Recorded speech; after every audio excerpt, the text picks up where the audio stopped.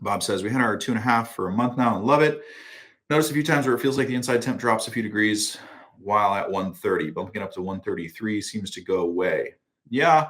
So I would challenge you to use it a different way, Bob. I don't know if you've seen any of my posts or videos about how I use the saunas, but I really don't use the control panel to control the temperature. I know it sounds unorthodox, sounds weird, but you have to understand how the thermostat is going to cycle when you do that.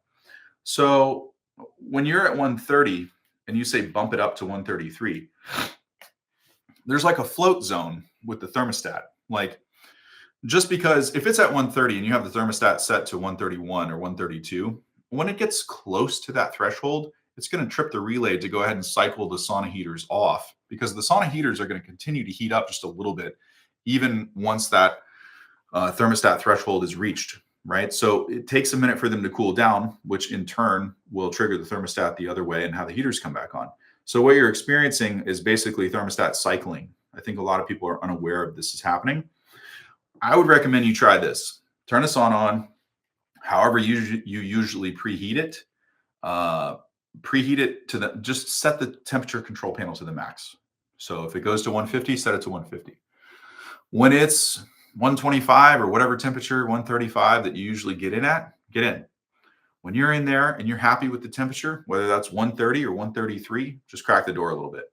Don't turn the temperature down, because you're also going to change how the thermostat's going to respond when it gets close to the temperature threshold. Use cracking the door to give yourself a little fresh air, to give yourself a tried and true way to make sure that the sauna heaters stay on 100% of the time.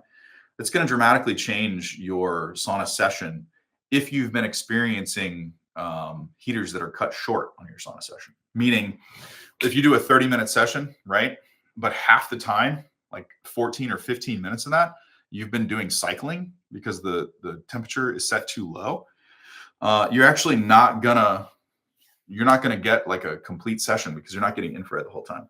I'll tell you how I use this one. I turn it on, I preheat it for 20 minutes. Depending, you're not, well, I should preface with, I'm in Florida. So if you're in the north and it's really cold and you don't heat the space where it is, these numbers and time frames and everything else, selections are going to be a little different, right?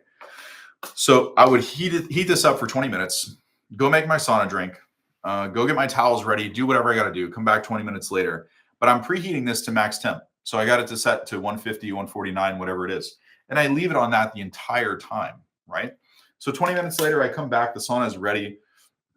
I don't know what temperature it'll be, 125, 133, something like that. Depends on the day, depends if it's really 20 minutes or, a couple minute difference. I'll get in. I'll usually start sweating when about 10 minutes or so. Sauna's in the 130s by now. Once I start sweating, that begins my sauna session. It's not from the time that I step in the door. So once I start to sweat, now my target zone is 15 to 20 minutes from there. So however long the total is, it is what it is. I don't know. I don't measure it that way. I'm looking for the maximum health benefit for the time spent in the device. So from there, if the sauna climbs to the 140s and it feels too hot for me, crack the door. If I'm feeling great that day and I'm strong and I didn't just do a workout, I'm not overheated, I'm not like pre-primed, my body core temp is not too high already, I might let it run to 145, 148. When it gets to 148, I know it's going to cut off at 150. I'll crack the door, because I don't want the heaters to ever cycle off during my session at all, right?